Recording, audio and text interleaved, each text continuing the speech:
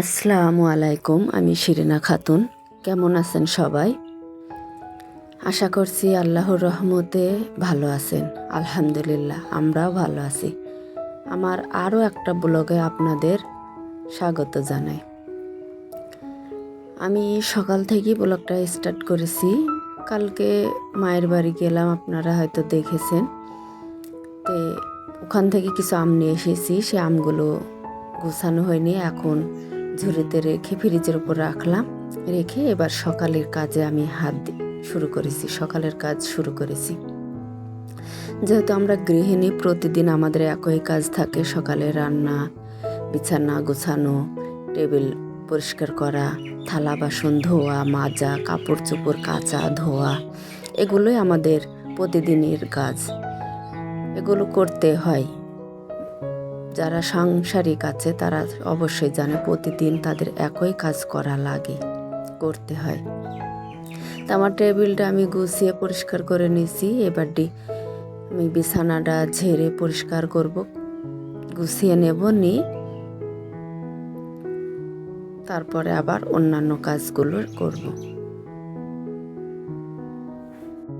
আমার কথায় অনেক ভুল হতে পারে, তো আপনারা প্লিজ ক্ষমার দৃষ্টিতে দেখবেন আর ভুলগুলো আমাকে ধরিয়ে।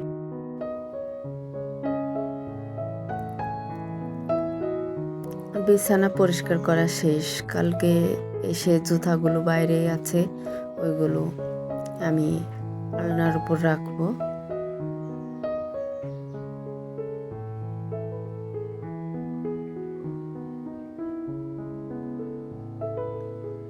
যেহেতু আমার তো জুতা রাখার কিছু না, এই জন্য আমি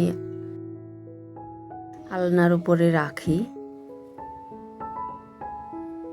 এবারে আমি ঘরটা ঝাড়ু দিয়ে নেব।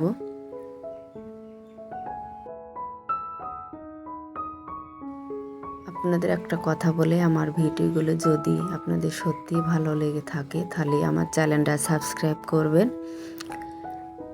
আর পাশে থাকা বেল অপশনটা অল করে রাখবেন, যেহেতু ভিডিও ছাড়ার সাথে সাথে যাতে আপনার কাছে পৌঁছে যায়। আর ছোট্ট একটা লাইক দেবেন। আপনাদের লাইকে হয়তো আমার ভিডিও করার উৎসাহ করবে।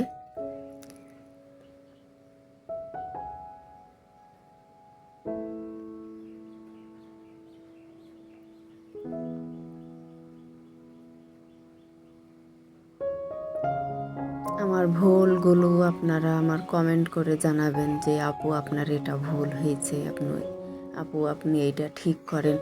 কারণ ভুল তো মানুষেরই হয়, তাই না? আর আপনারা যদি সেই ভুলগুলো ধরে দেন আমাকে, তাহলে আমি ভুলটা সংশোধন করতে পারবো।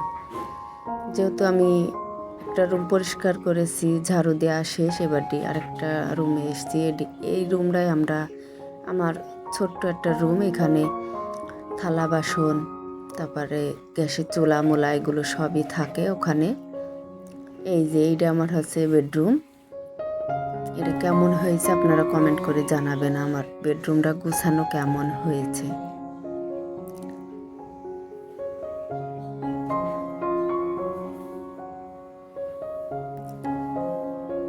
অফ ক্যামেরায় থালা বাসন মেজে ধুয়ে এখানে টেবিলের উপর করে রেখেছি পানি ঝরানোর জন্য। এখন এগুলো পানি ঝরে গিয়েছে। এবার আমি এগুলো ঝুড়িতে করে আমার ওই ছোট্ট রুমটায় ওখানে রেখে দেব। সিঙ্ক নাই, এ কারণে আমি কলের পাড়ে সব থালা বাসন মাজা ধোয়া করি। ওখানে ধুয়ে মেজে আমি টেবিলের উপরে করে রেখে পরে এটা ঝুড়িতে করে জায়গা মতো রেখে দিই।